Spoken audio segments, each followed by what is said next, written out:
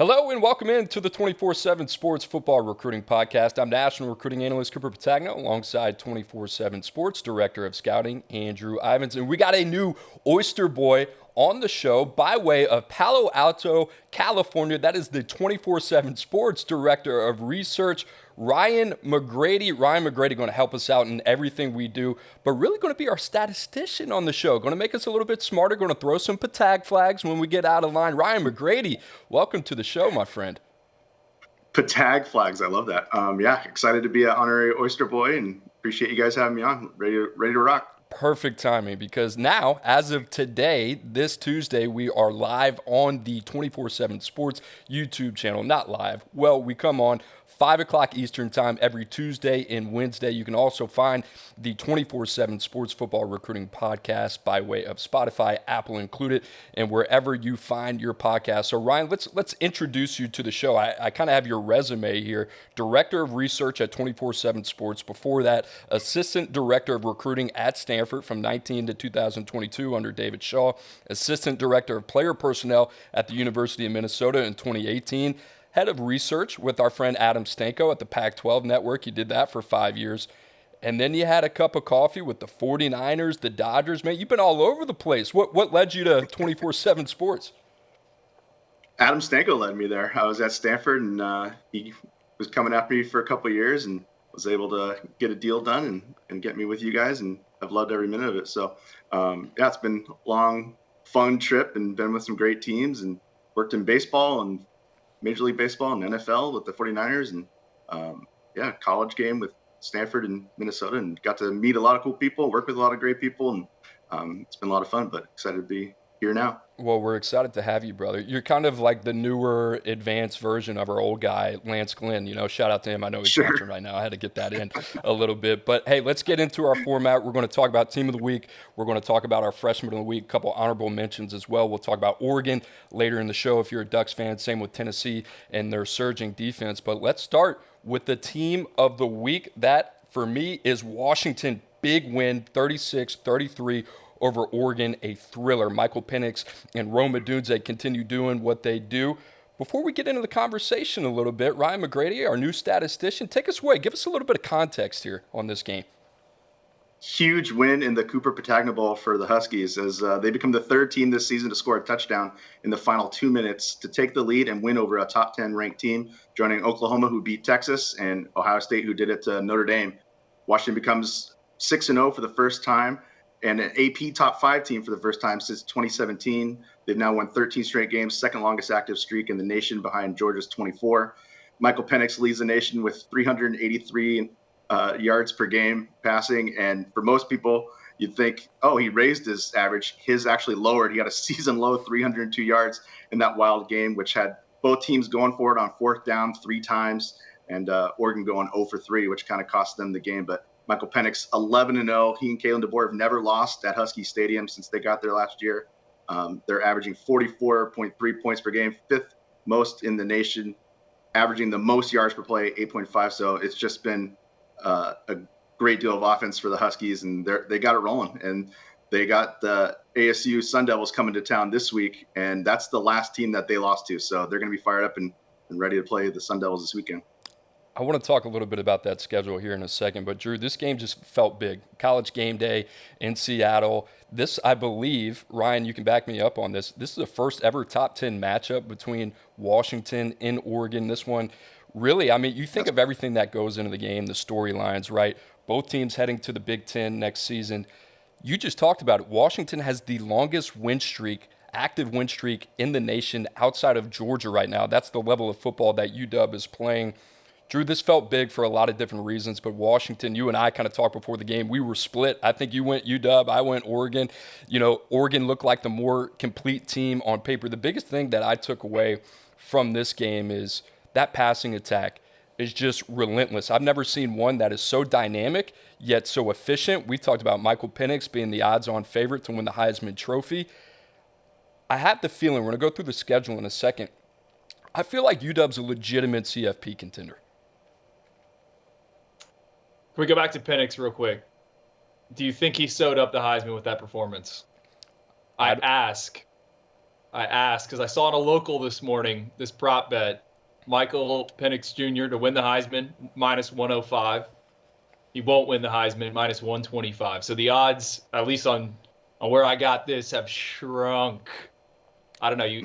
Where do you lean on that? I would say as of today, yes, obviously, right? He's the odds-on favorite. But how about this? Last 4 games of the season at USC, who I think is more dangerous now that they have one loss, Utah at home, at Oregon State, and then Washington State, who's been playing some good football this year, even though they're limping the last couple of games. So there you have it on your screen right now. Washington, the number 5 team in the country, 6-0. And you look at those last 4 games, I mean, you can't even take Stanford for granted, right? After that win that they had in Boulder against Colorado in double overtime this past weekend. So I think the last 4 games of the season, we'll know a lot more about Washington. But, Drew, I think they're legit. I mean, that passing offense, regardless of whether it's Oregon, Oregon on the outside, on the perimeter, that's a talented team, right? I think everybody talked about Kyrie Jackson, Jaleel Florence, Dante Manning. Some of these guys are really highly touted. A lot of veteran playmakers in the secondary, Tasheem Johnson being one of those guys. And it was like butter. And Jalen McMillan came back, but he was out within the first half. And it was a Rome Odunze and Jalen Polk show. I just think they're too dynamic offensively. But I do think this is a team that can contend for a national championship.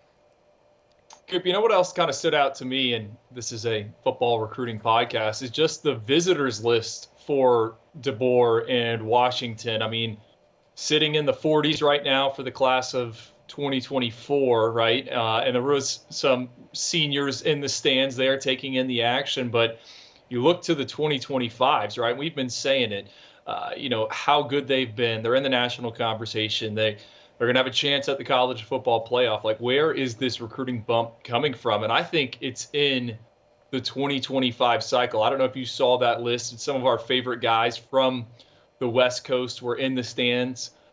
Derek Meadows was there. I got to scroll down to my notes. I had this for later on. It was just impressive. And we keep talking about, like, how is Washington going to spin this forward? Because I think you, someone who's ran that recruiting department, have been a little bit skeptical of the class. Marco Jones was also there.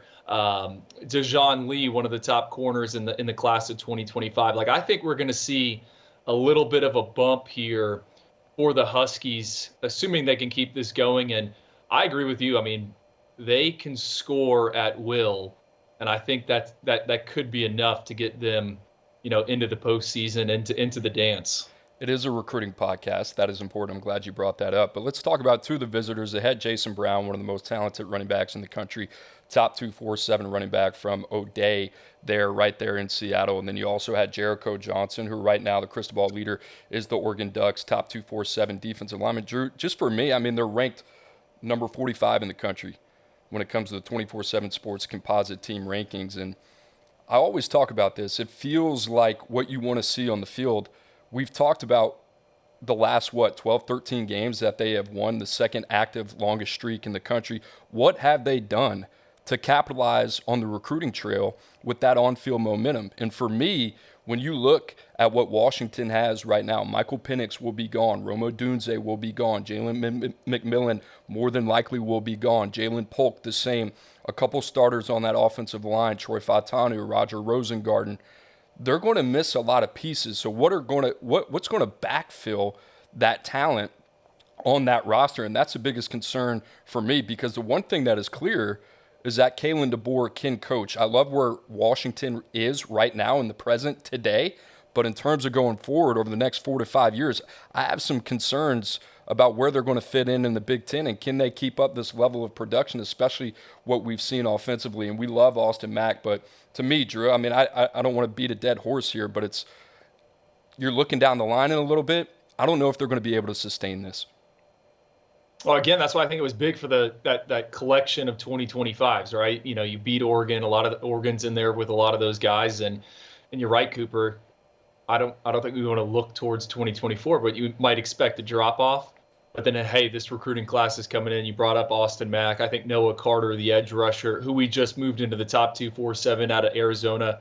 Excellent eval by the Huskies there. So talent is coming in, and I think the transfer portal is going to be big. Like, where did Michael Penix come from?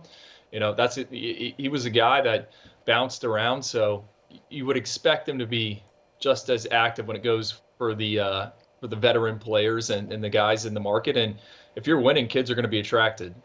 All right, let's go to Andrew's team of the week. That is North Carolina, undefeated, also undefeated in ACC play as well. They beat a top 25 ranked Miami team 41-31 before Drew gets cooking on that. Ryan McGrady, little hashtag context on this game, please. UNC 6-0 for the first time since starting 8-0 back in 1997. They've scored 30-plus points in every game this season. Drake May has 7 touchdown passes over his last 2 games. And in his first 4 games, he only had 5 touchdown passes and 4 picks. So first 4 games, 5 and 4. Last 2, 7 touchdown passes, no picks. What's the main difference? Tez Walker's been on the field the last 2 games. He comes up and finally gets eligible and able to play. And he had 6 receptions for 132 yards and 3 touchdowns in that big win last week.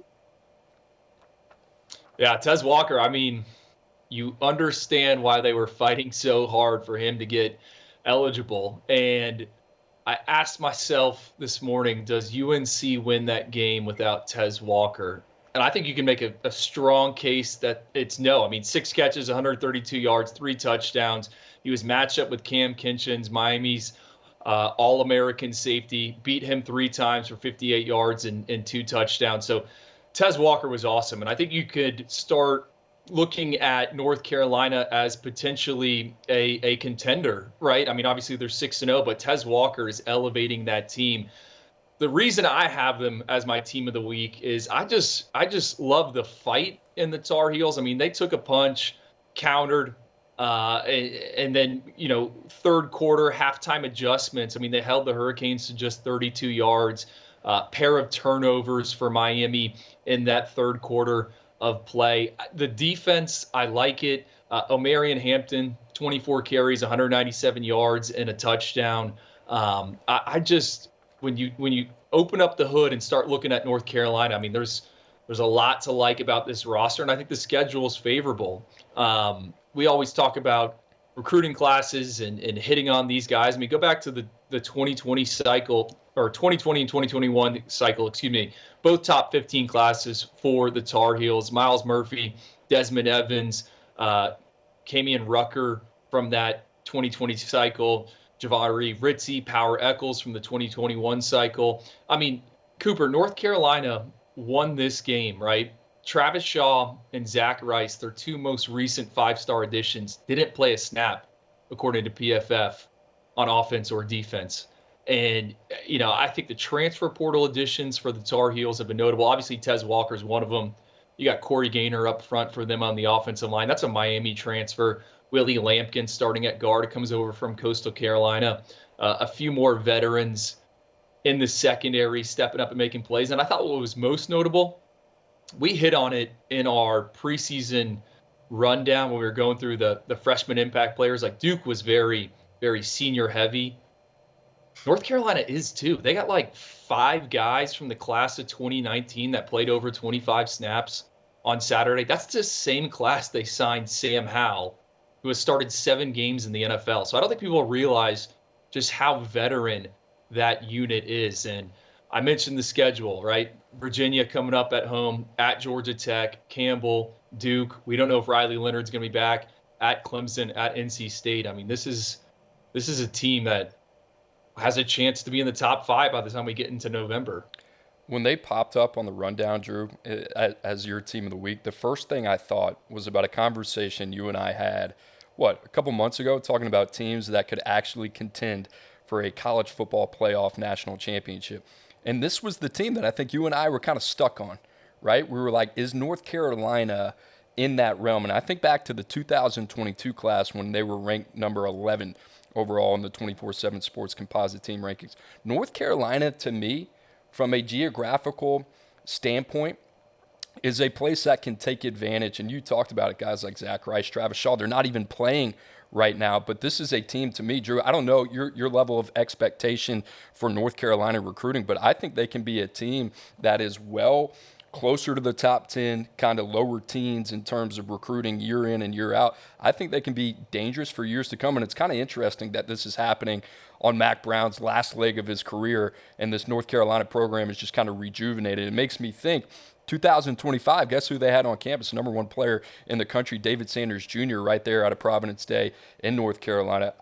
Drew, I don't know, something about that job, that program, that place makes me feel like they're perfectly aligned in position to kind of take advantage over the next couple years. Yeah, I think so, right? I mean, Clemson, has taken on some water, right? The battleship isn't what it once was. They're not really in the NIL game as much as some of these other places. They're not taking the transfers. I think North Carolina, South Carolina, kind of D-line heaven, right? Guys always come out of there. So if you miss on them the first go round, they can transfer in. We haven't really seen that yet with UNC. I think they absolutely can be a team that finishes consistently in the top 15. But what has impressed me, and I was the guy who audited North Carolina's 2024 recruiting class, which ranks number 27th right now, is you start looking at some of these guys, and you're like, okay, I get this take. Okay, I get this take. Okay, I get this take. Like, there is developmental upside. And I think we're seeing that play out now in Chapel Hill, right? A lot of these guys have been in the program for a while. They're coming up and they're making key plays, and they're supplementing some of the roster holes with transfers. And if you can get a Tez Walker, Cooper, I dug into his high school tape, right? I wasn't super familiar with the backstory. That's an impressive, impressive evaluation. Obviously, he was at North Carolina Central, goes to Kent State and comes back. But man, long strider, everything he's doing now, you can kind of see a little bit of when he was there outside of Charlotte. So I like North Carolina's 2024 recruiting class. Like, it is not in the top 25. There aren't a ton of headliners on there, but there's some guys that I'm excited about Jaden Patterson, and safety out of Georgia. We just moved into the top 247. They got Tayshawn White out of Buford High School. I mean, he might be the fourth or fifth guy you look for when you're at Buford, but he's a high floor prospect. Curtis Simpson, a local edge rusher out of the Carolinas. I don't know. I'm bullish on the Tar Heels right now. Timing's important, right? You talked about Clemson taking on a little bit of water. I think Clemson right now is like fork in the road identity crisis. They got to figure out who they're going to be going into the next era of college football. And then you got South Carolina, who I would tell you the arrow is up on that program still. They're struggling this year. All of a sudden, there's some question marks about what's happening in Columbia. And then you got North Carolina 6-0, right? Who do they got the next couple of weeks? I think they got Virginia, Georgia Tech. The last three on the schedule you look at, and you got Duke, at Clemson, at NC State. I think those are all winnable games for North Carolina. So North Carolina going to be a team to watch here. Andrew Ivins, Team of the Week. Just a reminder, you are watching/listening to the 24/7 Sports Football Recruiting Podcast with Cooper Petagna, Andrew Ivins, and now our newest member, 24/7 Sports Director of Research, Ryan McGrady. We'll move on to the Freshman of the Week. And Drew, I know you're going to like this one. Carnell Tate, Ohio State, 3 receptions, 79 yards. Ohio State gets the win over Purdue on the road, 41-7. And Drew, this was probably, I don't know, top 3 most debated prospect inside the top 32 last year as a 5-star. And no matter what we did, we kept coming back to Carnell Tate and just said, hey, he's a really good football player. Does he check every box? I think there were some question marks about the speed a little bit, but had the inside-out versatility. You could do a lot of different things with him. At the end of the day, he fits the mold of an Ohio State receiver room. Emeka Egbuka out with an injury this past week. He comes in, takes advantage. Drew, we have not seen the level of impact that I think I expected from Carnell Tate up until this point, but 3 receptions, 79 yards. And here's the thing. You turn on the tape from that game, thanks to our friends at PFF, he did a lot in terms of perimeter run blocking as well. I think that's a part of his game that you say, like, where does that come into? But when Ohio State goes through this process, I can tell you that means something too. But Carnell Tate, Drew, my Freshman of the Week, love him. I think he's got a huge future in Columbus. Well, so far so good, right, Cooper? I mean, we struggled to stack those 3 wide receivers Ohio State signed last cycle. It was Carnell Tate, Brandon Ennis, who had a touchdown against Purdue, and then Noah Rogers. And I wrote in his evaluation, I went back and I looked, that you can find on his 24/7 Sports profile, what are those prospects that just seems to be good at pretty much everything? And I think the conversation behind the scenes was like, all right, what is he elite at? And I brought this up to you on the phone, I think a few days ago, and I've been marinating on it. And I think what makes Carnell Tate what he is the timing aspects, right? He gets open and he gets open on schedule. And I think sometimes when we scout these wide receivers, we overlook it, right? We see these guys in the 7-on-7 circuit, they're doing all these moves and they're just trying so hard to get open. And sometimes that throws off the timing. And with Carnell Tate, he's just smooth in everything he does. Cooper, right? The long speed was a little bit of a question mark. I think he was 4.7 multiple times on the lasers. But he was also a guy that returned kickoffs for touchdowns against stiff competition when he was at IMG Academy. And that Purdue game, correct me if I'm wrong, there was some foul weather, and I thought Carnell Tate, his final game at IMG Academy, it came against St. Francis Academy. They're playing in frigid temperatures up there. He had 6 catches, 130 yards, and 2 touchdowns. And I noted that in the scouting report. Like, this guy can perform in those type of conditions. And I think that's important with him being at Ohio State, being in the Big Ten. And who knows if he makes it to the league one day on Sundays. I mean, you can't dictate where you play. You got to have to go play in Green Bay on some occasions. So not surprised. And Coop, I'll also point out, we were asked which freshman in one of those mailbags that we think could step up here in the second half of the season. I said Carnell Tate. Maybe we'll see it this upcoming weekend against Penn State when they really need him. Are you surprised you haven't seen Brandon Ennis that much yet this year? Yeah, kind of.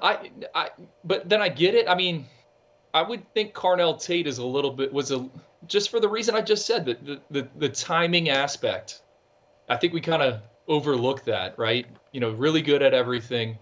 I am surprised, but I think there was only room for really one wide receiver to get into that rotation. You talk to people around Ohio State about Carnell Tate. I mean, that is the guy that they have been the most excited about. And Drew, the point you bring up about the weather, Carnell Tate, originally from Chicago, right? So, I mean, he's used to that, even though he spent his final years at IMG Academy. All right, Drew, your freshman of the week. Sunshine Avery Johnson, the long hair, blonde hair, blue eye kid out of Kansas, getting it done. 5 touchdowns. Here's the other thing, Drew. 8 of 9, 77 yards passing. Man, is he a lot of fun. This is a guy we've been banging the drum on for a while, Drew. I know you're excited about this one. Number 13 freak in 2022. I mean, he was an Elite 11 finalist, the Kansas Gatorade Player of the Year, went 4.56 on the lasers with a 4.24 shuttle, 36.5-inch vertical jump. I went back to my freak story from last cycle. His Spark rating, Nike football rating, whatever you want to call it, was 23 points better than what Lamar Jackson posted as a senior in high school. And I think it was like 35 points better than Jalen Hurts. You look at the NFL, those are two of the more athletic quarterbacks. This was also a basketball kid. I think at one point he was averaging 12.4 points per game. Gabe Brooks, our friend on the scouting team, he'll point out he can punch it in the open floor. Coop, we said he was going to bring something different to Kansas State, really a running element that we haven't seen since Colin Klein, who was calling plays for the Wildcats, had done there in Manhattan. 5 touchdowns on the ground. Do we highlight him as a quarterback we thought could see the field here in 2024? I'm not sure. I think he's a little ahead of schedule. I go back to the Under Armour All-America game. I remember him struggling with some accuracy during practices. I thought he needed to improve as a passer, but one of the notes I had down, in those practice settings, you're not supposed to hit the quarterback. It's kind of hard for a quarterback to look like a dynamic runner. I remember him ripping off like a 20-yard run on a read option. And then he had like, I think 10 or 15 rushing yards in the actual game. So I'm fired up. Are they actually calling him Sunshine, or is that just you? That's my nickname. I mean, if you've seen him, you've been around him. I mean, it makes sense. Here's the thing. I love the the senior tape evaluation, he is a prime example, right? We got to see him Elite 11 regionals in Nashville before his senior year. He earned an invite there. It was like an emotional experience. I love being there, being able to see that. And then you dig into him, right? Double-double guy, or excuse me, not a double-double guy, but a double-digit scorer on the hardwood, a guy that was a really good basketball player. Drew, I think after his junior season, I was the one who was kind of saying, this guy might be a receiver. And then we saw the uptick in terms of what we saw as a passer as a senior. So this guy, arrow pointing up, Kansas State, they find a way to get him on the field. He's been a true difference maker already. Ryan McGrady, we're ready to get you back in the show. How about this? We got one task from McGrady, and it says, hey, Mac Attack, freshman of the week. What's he do? He pulls a guy out of 2022. It's your first episode. We will let you get away with it. Ryan, what you got? Yeah, I had to go with the redshirt freshman because Alec Iomenor, he tore his ACL last year in training camp, and so he's a redshirt freshman this year. And really cool story. Just talking about why he's our redshirt freshman of the week. He had no catches at halftime. Stanford's trailing 29-0 at Colorado. Buffalo's have it rolling. They're talking at halftime about bringing in the backups, and they got Cedric the Entertainer on the sidelines, just loving it, and they're rolling. And then Alec comes out in the second half and has a program record 294 yards, receiving 3 touchdown catches, covering 97, 60, and 30 yards. It's the second most receiving yards in Pac-12 history behind Marquise Lee's 345 for USC in a loss at Arizona in 2012. But Alec has a really cool story coming from Alberta, Canada. He transferred to go to high school in the United States, went to high school in New Jersey. And then at Stanford, when I was there in the recruiting department, we came upon him when he was at Deerfield Academy in Massachusetts. Our receiver coach, Bobby Kennedy, went out and saw him, visited him, and came back and said, this kid's unbelievable. The only thing is we don't have a lot of tape on him. So this is during COVID times. So he had a COVID-shortened season. He had an injury. So the only tape we had to watch as a staff was practice tape and scrimmage tape. And we loved it. He looked great on it. But the coaches all looked at each other like, can we offer a guy off of practice and scrimmage tape? And so they called him and said, we want to offer you. We just wanted to see you in person. We're able to do a camp in 2021. So he came out to training camp or to camp with all the high schoolers. And it took about 5 or 6 routes maybe before we were like, oh yeah, he's offerable. It's no brainer, easy call. And just a great guy. And we ended up getting him on campus again for an official visit, and he committed to us over Notre Dame and Cal and Tennessee. And a quick story about what kind of guy he is. He comes from Deerfield Academy, so he gets to campus about a week before everybody else in his class did, before training camp. And we had a kids camp, and so he's hanging out, playing with little kids, and he comes over to me and he asks, do you have any advice going into my first training camp? And I thought, that's cool that you are concerned with something like that, like you want to seek out advice before your first training camp. So I said, just enjoy it, enjoy the process, get to know your teammates and coaches, and just love the process of your first camp and take it all in. Because Coach Shaw always would say, like, the days are long, but the years are fast. So I was like, make sure you take time to think how cool this is and that you're at such a cool place like Stanford. His next question is, what should I do as far as practice habits?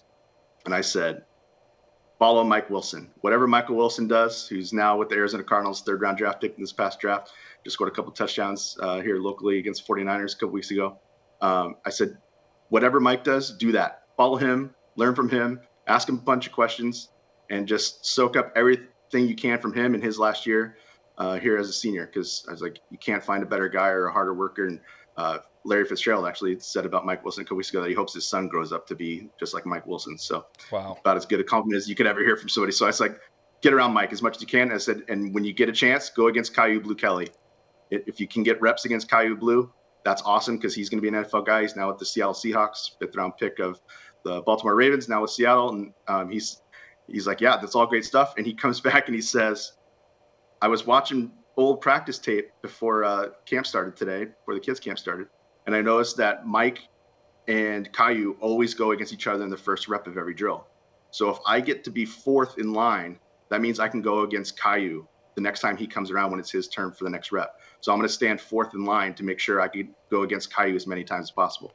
And I was like, that's next level stuff. This guy gets it. And if you're thinking like that before you even step on the field at Stanford, I mean, that's a Stanford guy, and that's the kind of guy you want to be around. And that's the kind of guy that's going to put up 294 yards against Colorado in one half of football and just take the nation by storm last Friday night. I can't even count to 4, and you got guys trying to figure out their next rep against the best player on the field. I love that. He only had 12 receptions on the season before that game. He had 13 for 294 and 3 touchdowns. Absolutely torched Colorado. What a game for that young man. Ryan McGrady, great story. Great job. Great debut. Loving it so far. All right, Drew, I got a couple. Yeah, go ahead, Drew. I got to ask. So I thought Ashton Daniels, Stanford's quarterback, could have been eligible for your Redshirt freshman of the week, but I guess he's technically a sophomore. 396 yards. I remember him. Was he committed to North Dakota State at some point, or it was between North Dakota? Yeah, and then Stanford. That was his biggest offer. He didn't have any Power 5 offers until we offered him.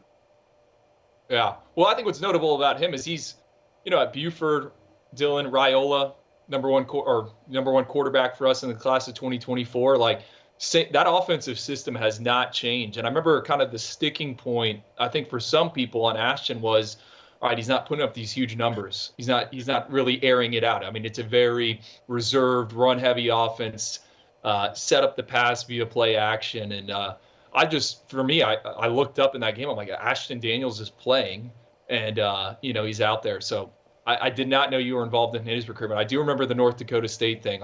That's where he was going to go, and the next thing you know, it was Stanford. Yeah, he was our Wildcat guy last year, so he got a lot of reps running the ball, but not too many throwing it. So excited to see him be able to air it out. And kind of similar deal for him in high school. He wouldn't throw the ball a ton, and they're playing a 2-quarterback system and 2 running back system and just running what they run. And they're like, he can do it, but that's just not what we do. That's not what we coach, and that's not our system. So he would throw the ball 5-6 times a game. And I remember seeing tape of his state championship games. Both years he didn't start, and he'd come in and his sophomore and junior years come in and throw the ball and win the game. We'd bring him back in comeback fashion. So then his senior year, they let him throw the ball a little bit more, and definitely had some guys to throw to. So it was nice to see him air it out a little bit more and get ready for coming to Stanford and running more of a pro-style system. Ryan, you were at Stanford from 19 to 22. Just real quick, brief overview, what you've seen. You live there in Palo Alto. You're obviously very familiar with that program. Stanford 2-4, big comeback win against Colorado. What have you seen so far from Troy Taylor's group? That they're rolling with a lot of the young players, getting a lot of experience, and they lost so many guys in the portal into graduation, into the NFL, that it was a big reload, and you can't just take a bunch of portal guys at Stanford. That's just not how it works. And when I was there, we couldn't take portal guys, so it wasn't even an option for us. And so it was cool to see in my last year on the way out, they're like, we're going to be able to start doing some portals, so you can't go crazy with it. Just like, we're talking 3-4 years ago was the first time we could take an early enrollee. So when you couldn't take early enrollees, that'd be a deal breaker for a lot of big time guys, and a lot of guys, especially quarterbacks, that want to be on campus and start learning the offense. And so to get early enrollees, to be able to do NIL, to be able to get some portal guys coming in. I think they got 5 this last offseason, one of which is quarterback Justin Lamson, who's split in time, the transfer from Syracuse. So it's great for the program that they get the opportunity to do that, but it makes the rebuild a little bit quicker than it would have been if you didn't, because it would have been near impossible to lose that many guys and then rebuild without the portal. So they're playing a lot of young guys. They're playing well, and Alex one of them, and Ashton Daniels one of them. A couple of guys in their second year doing big things on national TV. Just my opinion, but I think that is the most difficult player personnel job in the country. So I got a lot of respect for you. Obviously, we crossed paths. I was up there in the Pac-12 during that time as well. Oh, yeah. All right, let's keep it going. Freshman of the week, honorable mentions. We'll talk about a couple names here. Let's start with one of my favorites, Hakeem Williams, Florida State. He only had 1 reception for 44 yards, but Drew, it was a doozy. That's what I wanted to see. I've been waiting for this all season. Florida State obviously loaded at receiver. Keon Coleman, Johnny Wilson, no shortage of options there. But Hakeem Williams, Drew, you turn on that one clip, and I'm like, okay, I needed to see that. That's a good reminder of what this dude's capable of. Well, remember, there was some debate. He had the highest max speed figure, I think, for the UC report, or it was in the top 10, right? And he was a kid that never really ran the 40-yard dash, was also a basketball guy.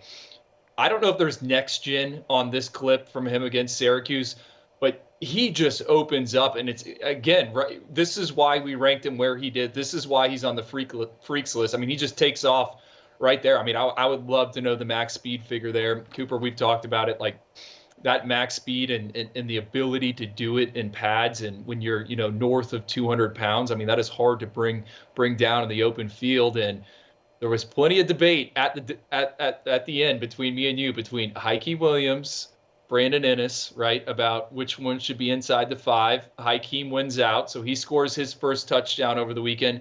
Brandon Inniss also had his first touchdown catch over the weekend. Just funny, both comes week 6 or 7 of the college football season as true freshmen. But no, it was impressive, and just hearing some of the whispers coming out of Tallahassee, I think he showed up. He was a kid you had to break down, right? He was a big fish in a very, very small pond, and he's learning how to be a college football player. He's learning how to be a part of a team in that offense, and I think it's encouraging, right, for the Seminoles that we saw that at really the halfway point of the season. The pro comp, Julio Jones. No pressure, kid.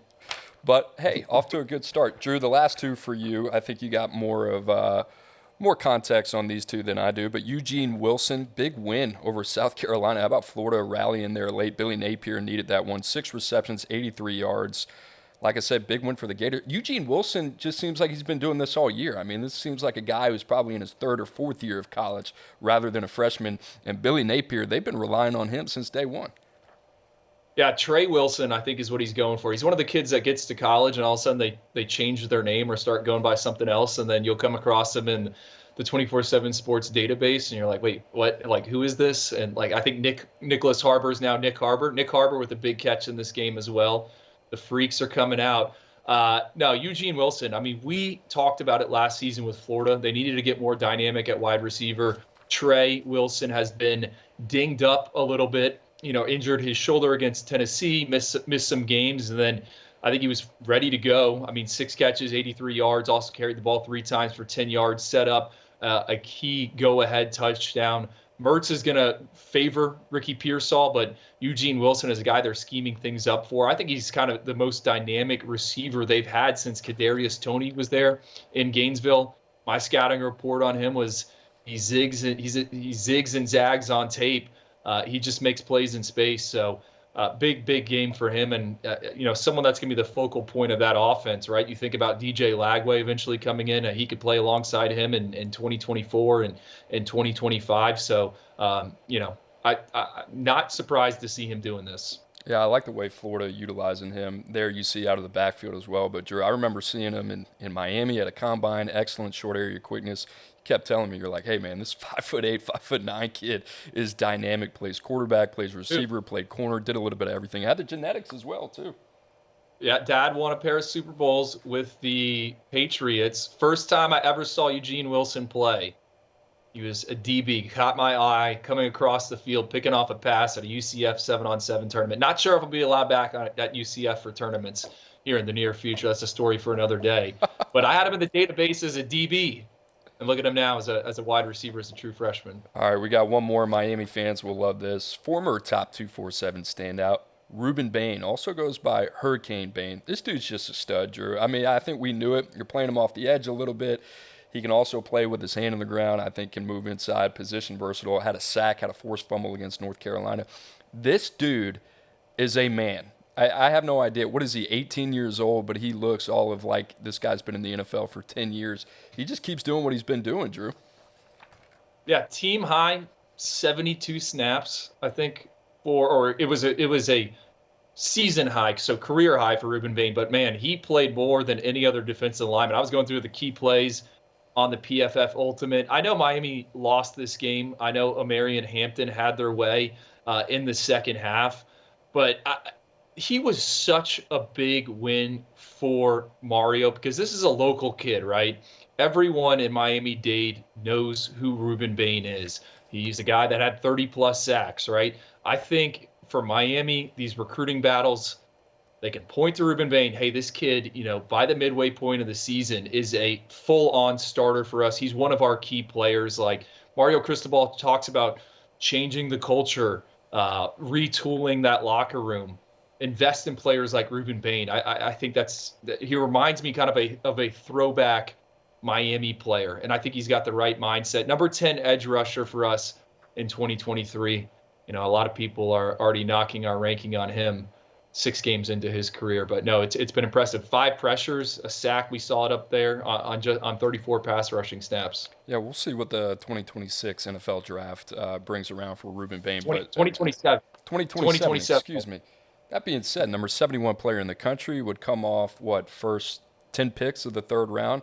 I mean, this guy is a good player. Don't get it twisted. We went back and forth. It comes down to NFL projection, all that type of stuff. Everybody's got their own opinions. Nothing wrong with that. Just a reminder, you are listening to the 24/7 Sports Football Recruiting Podcast. And if you're joining us live on YouTube, subscribe to the show. Also, make sure to give us a like as well. Ryan McGrady, any Petag flags so far, or we got a clean game here? I think it's clean as a whistle. You guys are pitcher perfecto. I don't want to jinx it.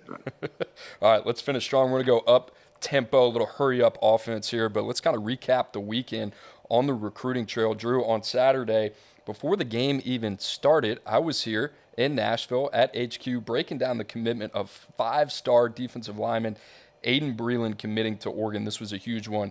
Oregon, Georgia, and Miami, the 3 pairs of shoes on the table. Aydin Breland would go on to then explain that his grandma was the one that assisted him with the decision on staying close to home.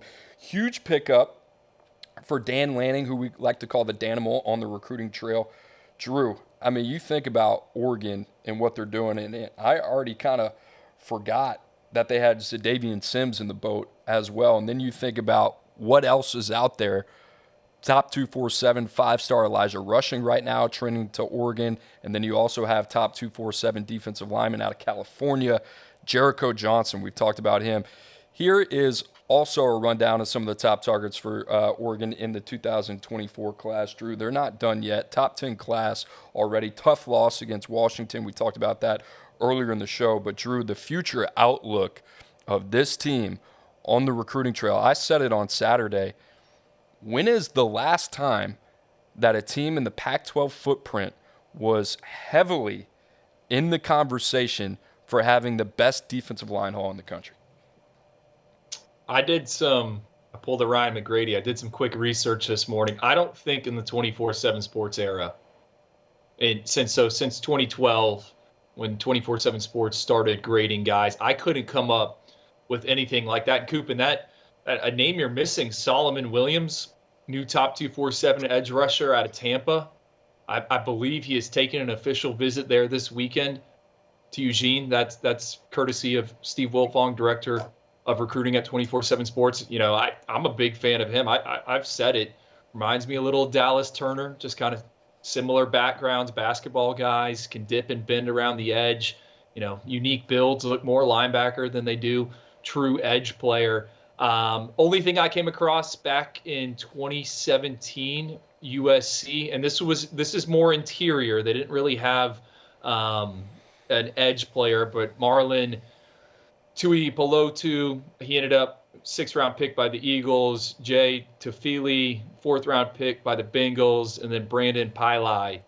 He is now an undrafted free agent from the Dolphins. So those were 3 guys. None of them were from California, 2 from Oregon, 1 from Utah. That's a pretty good group, but this is nothing like an Elijah Rushing, Aydin Breland, Jericho Johnson, Solomon Williams, Xavier Sims. I mean, this is kind of unprecedented. McGrady, you're a West Coast guy. It feels like early 2000s USC. I'm not comparing it to that. What I'm saying is maybe the last time you thought about that was like Pete Carroll era in Southern California. That's exactly what I was thinking. I was like, to get West Coast D linemen and get any big-time D lineman to come in all together in one class would have to be in the USC Pete Carroll days when they had it rolling. Yeah, like Keith Rivers. Was that like 2005? Brian Cushman. Dude, those teams were so loaded, so good. But, I'm thinking about Oregon, and I'm thinking about, all right, you got 4 teams going to the Big Ten from the Pac-12 footprint. You got Oregon, Washington, UCLA, and USC. We know where USC's defense is right now. I don't even think it's debatable. I think Oregon has the best long-term outlook in the Big Ten Conference because guys like Aydin Breland don't come along very often on the West Coast, right? You can nitpick those guys, but that combination of size and athleticism at 6'4", 290 pounds, you'll see some clips here. And this is a guy that's only going to get better as he gets to college under Dan Lanning and Tosh Lupoy. But you think about Breland, guys like Elijah Rushing, Jericho Johnson, if Oregon does indeed get those done, would be a huge pickup. But Drew, the other reason that I like this, for Oregon, to me, the key to putting a national championship contender together and building a sustainable model to get there is you got to keep the best players within that Pac-12 footprint home, right? Breland from California, Jericho Johnson from California, Elijah Rushing from Arizona, Mateo Uiagalelei, a guy that they worked hard over throughout the process from California, Josh Connerly from Washington, right? The list kind of goes on. And when you get into these head-to-head battles on the West Coast, it seems like Oregon's got a different gear than everybody else. I want to clarify here. You said Aydin Breland picked Oregon because it was close to home, or that was part of the decision? On the show, he was talking about the conversation he had with his grandmother before he made the decision, and she asked him where he was going to school and that he hadn't had his mind made up yet. And she said, I would love to see your games. And then obviously, distance to home. That stuff matters, right? I'm not a West Coast guy. How far is Mater Dei from? It's a flight, Oregon? But it's a longer flight to Atlanta, and it's a longer flight to Miami than it would be to Eugene. Still got a connection, though, I'm pretty sure. Oregon's going to be playing games in New Jersey at some point, so it's not home games, coach. Home games, coach. Hey, stop throwing shade at Grandma. She doesn't deserve any of that. All right, so Oregon, there is more to the picture here. I mean, USC is right down the road. I mean, it's fine. I just needed to clarify. She could have driven to the games. Could have had her driving. But here's another part. If we're getting serious for a second, what does that say about USC that they're not in this thing? That's what I'm saying. That's what I was alluding to. Notable, at least. We'll see what happens with USC right now. Can't stop a nosebleed on defense. All right, Drew, some other notable news here. Is it? Maybe, maybe not. Carter Nelson, top 247 tight end, the number 2 tight end in the country, committed to Nebraska. We love this guy. 8-man football. This guy's like Van Der Esch, right, of the Dallas Cowboys, used to play out of Idaho. Notre Dame, Drew, I think they're just chipping away at this cat. On campus this past weekend, talked to Tom Loy earlier this morning. He's like, I don't think this kid's going anywhere. I think he's going to stick with Nebraska, but this is what good programs do. They're just kind of a nuisance, right? And they just keep chipping away. You don't know what's going to happen with Nebraska the rest of the year. Big win for Notre Dame. Taking in that environment, right? Fans rush the field after the game. You never know. I like this by Notre Dame, by the way. Well, we are actually, I think, to the day, 3 months from the early signing period. This is when the groundwork gets done, right? Out of all the visits over the weekend, this is the one that caught my eye, right? You go around, you read the different team sites, you see who's kind of showing up where, and then Carter Nelson, I was like, whoa, okay. Notre Dame wins. I don't know, it just gets my mind churning a little bit. I think Nebraska, it's going to be a long rebuild, and Matt Rule has zeroed in on Carter Nelson. I think if you're Matt Rule, we need you. The tight ends catch the ball a lot in my offense. You're going to be a focal point. On the flip side, if I'm Notre Dame, hey, we've had 5 tight ends selected over the past 6 years. Mitchell Evans leads the team in both catches and receiving yards. Holden Stay leads the team in touchdown catches. And then I would ask him, what's the better quarterback outlook right now? We have C.J. Carr, Kenny Minchey, right? Also some other offensive weapons around you, Cam Williams, Kedron Young. What they signed last cycle, Jaden Greathouse, I know he's been dinged up. I don't know. I just think this one's a little bit notable. And maybe I'm reading too much into it, but I've been in this industry for a while. Like, you don't just take a visit to take a visit. Although Luke Kromenhoek visited Penn State for the whiteout last year, and the Nittany Lions kind of died off there. So I'm keeping my eye on it because Carter Nelson is a freak, and we're fired up to see him at the All-American Bowl. I think there's some intrigue there. And if you're Carter Nelson, I don't blame him, right? You talked about the long history of Notre Dame and the tight end position and their ability to develop that position. Michael Merrick, Tommy Trimble, some of the names that kind of jump out recently. Both those guys. But this is a guy, Drew, that I think player development is going to be a big part of his story at the next level. I mean, we talk about him. He is a freak athlete, multi-sport guy. Really enjoy watching his basketball tape. I kind of said he reminded me of Nikola Jokic. I love his vision and his ability to pass as well. But I mean, here he is in an 8-man league. That's hard and difficult to evaluate. He's got all the physical clay that you could want. You mentioned that the All-American Bowl is going to be a huge exposure for us and for Carter Nelson. But I'm with you. In terms of tight end development, Notre Dame seems like, hey, they got the leg up on Nebraska. And I thought you made a great point. Kenny Minchie, right? You're talking about him. You're also talking about C.J. Carr, the future of Notre Dame's quarterback room, which used to be a weakness. You got to give a lot of credit to Marcus Freeman, what he's been able to do there in a short amount of time. So I would keep an eye on Carter Nelson. That's kind of why we're bringing it up on this show, and we'll see what happens there. Right, I want to get you back involved here. Tennessee, this is a team that's starting to figure it out in terms of their defensive identity. We'll talk a little bit about the recruiting part of that as well. They're number 3 in the nation in sacks. They went up against A&M, one of the only other teams who's ahead of them. James Pierce Jr. came out in the 2022 class, was a top 200 player for us. He's got 5 sacks on the season. They're getting it done on that end. And the thing is, people think Tennessee, and I think they immediately think of Hendon Hooker and Cedric Tillman and Jalen Hyatt and all these guys in a high-flying offense.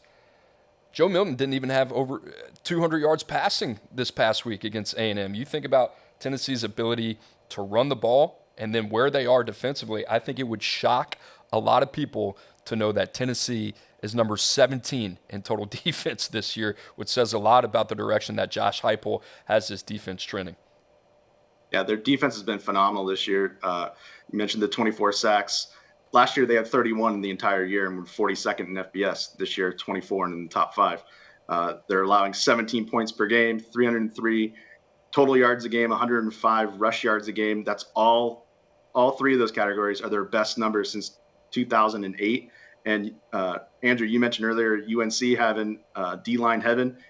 They might have it also in Tennessee because their numbers, when you look at how they're getting to the quarterback, are pretty awesome. Tennessee's in the bottom 20 in the country in blitz percentage. They blitz 19% of the time, but they get the 4th most pressure in the country when they rush 4. 43% of the time they get QB pressure when rushing 4. Only Penn State, Purdue, and SMU are better than them in that. So if you can not have to blitz, rush 4, and get pressure, that's going to cause a lot of problems for a lot of offenses. Well, to clarify, I'm not saying UNC is D-line heaven. I'm saying the Carolinas, so South Carolina, North Carolina. That's where the pass rushers come from. And guess where James Pierce is from? Charlotte, North Carolina. Well, Drew, let's talk about it a little bit. I think a lot of people, like I said earlier, they want to associate offense with Tennessee and Rocky Top. Good reason to do so, but the way they have recruited defense under Josh Heupel, I mean, you talked about North Carolina. Big steal for them last year was David Hobbs, right? A guy that we had in the 5-star conversation. Here's a 5-star, Jordan Ross out of the state of Alabama, another huge pickup for Tennessee, a guy that kind of reminds us of Brian Burns. I mean, to me, when I look at Tennessee right now at number 11 in the country, I think they had a top 12 finish last year as well, just off the top of my head. This is the type of consistency you want to see from a program that, like, when I talk about matching expectations on the recruiting trail with what you have done on the field, Tennessee is one of the first teams that comes to mind for me. I love what they're doing. I think offensively, it's going to be plug and play, right? I think they're going to be able to go out there every year. They're going to be able to find 2 or 3 guys that are super dynamic on the perimeter offensively. They got a lot of toys. The other thing that I like what they're doing is recruiting the offensive line really well. Drew, they're one of those teams, like, they're dangerous to me. And then I think about this year in Tennessee, are they getting the most out of their team offensively? No, they're not. But you think about this team a year from now with the pieces that they've been recruiting, especially defensively, and then you plug in a guy like Nico Iamaleava, who I have huge expectations for. I'd like to see him get a little bit of run, honestly, over the next couple games of the season. Tennessee is one of those teams, like, I think they are going to continue to be a problem for Georgia in the SEC East. I don't know how many times over the past year I've been asked by the guys at Go Vols 247, the Tennessee affiliate for 24/7 Sports, hey, give us your thoughts on this commitment for Tennessee. And it always seems to be a defensive guy. And I keep saying, well, Tennessee needs to get better on the defensive side of the ball. They can't just win every shootout. I think this guy could be an impact player at some point in the two deep. And I think we're finally seeing that. James Pierce, obviously, he's the guy that everyone's talking about. But look at two freshmen, Arian Carter. He's already played 100-plus snaps. Davian Hobbs, over 75 snaps on the season. Those are true freshmen. Those were big wins for Josh Heupel and his staff last year on the trail. Some other freshmen that have seen the field, Ricky Gibson, John Slaughter, Jordan Matthews, all in the secondary. They had to battle Power 5 teams for those guys. Tyree Weathersby, Jalen Smith. I mean, they haven't seen the field yet, but we like those additions. I think what Tim Banks is doing on the defensive side of the ball, it's here to stay. And then Rodney Garner, defensive line coach. I mean, he has coached a ton of guys playing in the league. I mean, watch any NFL game, there's a good chance one of the pass rushers was coached up by Rodney. You know, we don't have an Oyster Boys defensive line coach. Well, we do. Charlie Partridge. Maybe we can get like tackles coach and ends coach, but you know, his name should be in the mix for one of these top awards, positional awards at the end of the season. And then Coop, I audited Tennessee's recruiting class. I know you like Edwin Spillman, Boo Carter. We expect him to play on the defensive side of the ball. There's Jeremiah Hurd. I'm sure you've never heard of him. 6'7", 290-pound, two-way lineman out of Rome, Georgia. We were searching and searching for footage of him. I finally got some. This is a basketball kid. I mean, he's got a ton of developmental upside. So Tennessee keeps reloading on defense. And the scary part is I think once these guys they've recruited are ready to go, that unit could be even better. Yeah, I like how you mentioned Boot Carter, right? Ed Spillman. Another guy, Caleb Beasley, 9 interceptions as a junior right there at Lipscomb Academy. I got to see him in the beginning of the season. I think long-term outlook, probably going to be a safety. But like you said, Drew, it is notable what they're doing on the defensive end because I have no questions about what they can be offensively. Obviously, they kind of struggled there a little bit. But here's the thing. If you got Joe Milton, hasn't had one 300-yard passing game all year, and this is a team with only one loss down in the swamp, didn't play well in that game. They have run the ball effectively, top 10 in the country with the way that they've run the ball. They can beat you a lot of different ways. I think that passing offense will catch up at some point, even if not this year. I love the long-term outlook of this team. So Tennessee, a team to watch, their defense surging. Boys, that kind of brings us to the end of our first episode live on the 24/7 Sports YouTube channel. Like I said, we will be on this platform every Tuesday and Wednesday at 5 o'clock Eastern Time. You can find me, Andrew, and Ryan McGrady, the guy that we like to call the Oracle or the Nostradamus. Nostradamus, any Petag flags today? Was it a nice, clean game from the crew? That's as clean as it gets. First episode was clean. That fires me up. Great job, my friend Ryan McGrady. For Andrew Ivins, I'm Cooper Petagna. We will see you guys tomorrow. Thanks for joining us.